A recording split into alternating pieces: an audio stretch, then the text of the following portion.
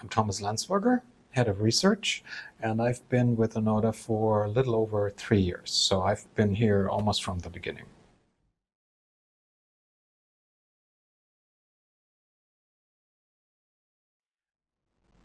ENODA focuses on stabilizing the electric grid, which is extremely important right now as we are in the energy transition.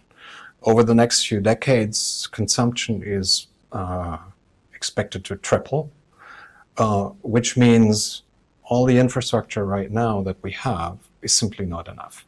And growing it fast will be very, very challenging. There are many details in what the challenges are. Imagine rooftop solar. People invest in it. They want to benefit from it.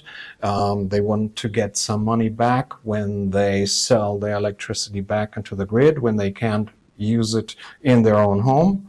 And something that seems as simple as that is technically actually a big challenge because the grid isn't laid out for it.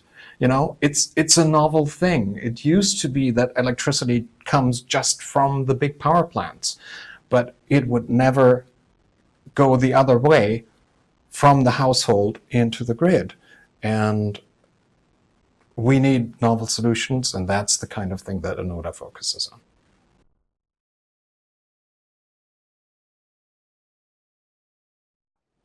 Well, for an engineer, the first name that comes to mind is probably James Watt. His name still is used on the units of power that we use in measuring. Then there is James Clerk Maxwell, who unified electromagnetism. So that's basically at the basis of everything that an electrical engineer does, or basis of electronics, all these things. But for me personally, there's also John Napier, an Edinburgh native who invented logarithms. I just enjoy tinkering with math, and that is, just naturally resonates with me.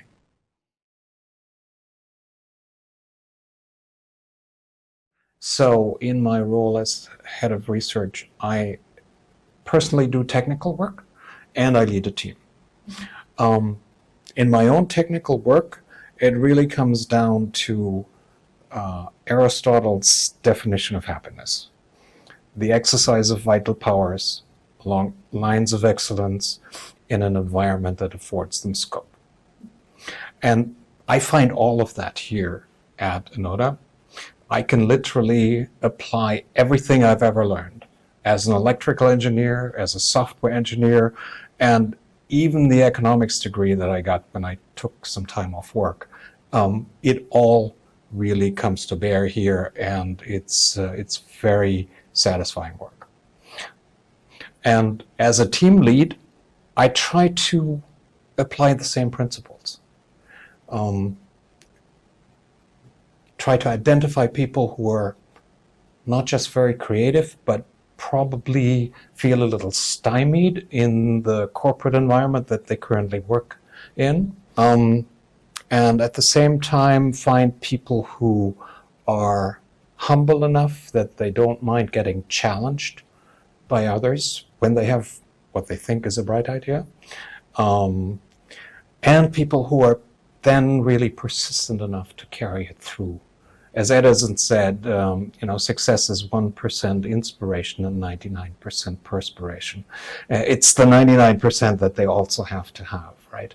And bringing those people on board and then seeing them blossoming is very, very rewarding. So I can really say this is the most fulfilling work that I've ever done.